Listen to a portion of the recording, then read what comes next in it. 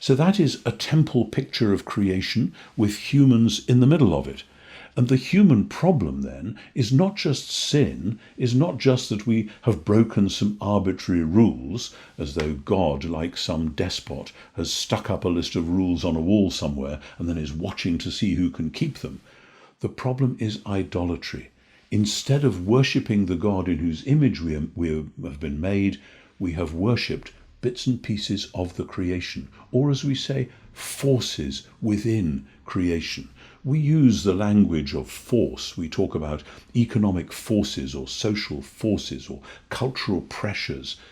In the ancient world, they often talked about these forces and powers in a quasi-human fashion, as we sometimes do as well, but they gave them names. Mars, the god of war. We might not say Mars is what we're following, but when we actually find that we are driven towards force and violence, that's what we're doing. Aphrodite, the goddess of erotic love. Mammon, the god of money.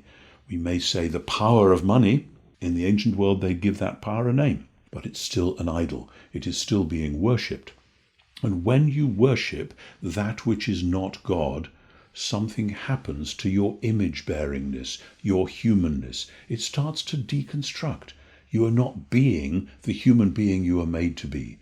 And the sign of that deconstruction is that you do things which are actually less than fully human. You are missing the mark of genuine humanness. And the Greek word for missing the mark, for shooting an arrow at a target and missing, is hamartia, the word we translate as sin. That's how sin happens. It isn't just, there's a bunch of rules, shall I keep them or not? It's actually, I've been secretly in love with one or more of these idols. I've been worshipping the creature rather than the creator. And as a result, the things that I ought to be doing as a human being, I'm not doing. And things which represent a low-grade, deconstructed version of being human, that's what I find myself doing. The result is that humans ought to have power and authority delegated from God over the world. But when we sin, we are handing to the idols that power which we ought to be exercising and letting them exercise it over us instead. The reason the idols, forces within creation, have this power is because humans have abdicated it. That's why in that great poem in Colossians 1, Paul talks about all the powers and authorities in the world being created in and through and for Christ. And then he says that they are then reconciled in and through and for Christ. There's nothing wrong with the world. There's nothing wrong with money and power and sex in themselves. What is wrong is when we worship these forces and give them our allegiance and then do things which flows out of that deconstructed, idolatrous way of being human. So idolatry and sin go very closely together. You can see this in one of the most famous passages in Paul, in Romans chapter 1, verses 18 onwards, where Paul is talking, people often say, about human sin. Well, he does talk about human sin, but that's not where he starts. He begins with, yes, idolatry. He says, the wrath of God, the anger of God, is unveiled from heaven against all the ungodliness and injustice performed by people who use injustice to suppress the truth. Ungodliness is a way of saying people have turned away from God. As a result, injustice is what happens when, instead of bringing God's wise order into the world, they bring disorder, things which are now let loose in the world, forces unleashed because the idols have been worshipped. And so he says, what can be known of God is plain to them, but they have no excuse. They knew God, but they didn't honor him as God.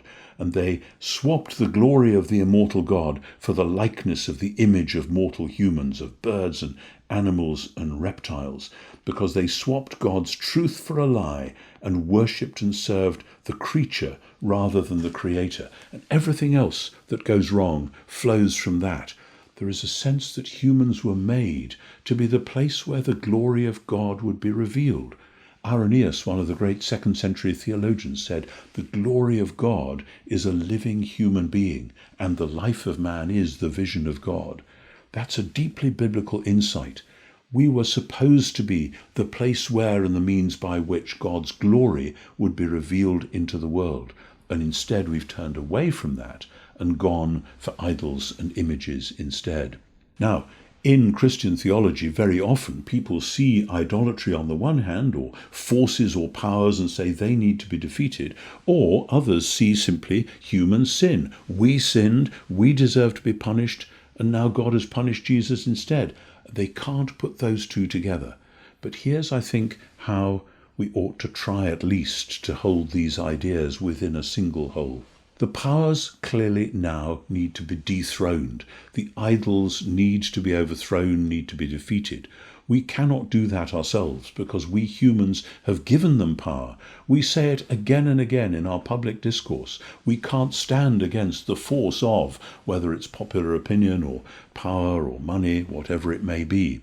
How then can the powers be overthrown? The powers have their grip on us through sin and through the effect of sin in the world. What has to happen is for sin itself to be forgiven, so that the grip of sin can be destroyed, so that the powers no longer have any rule over us.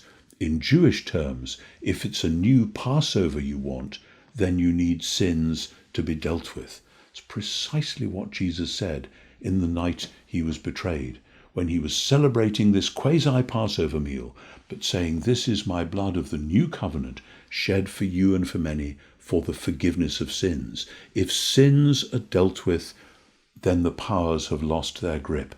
That's how it works.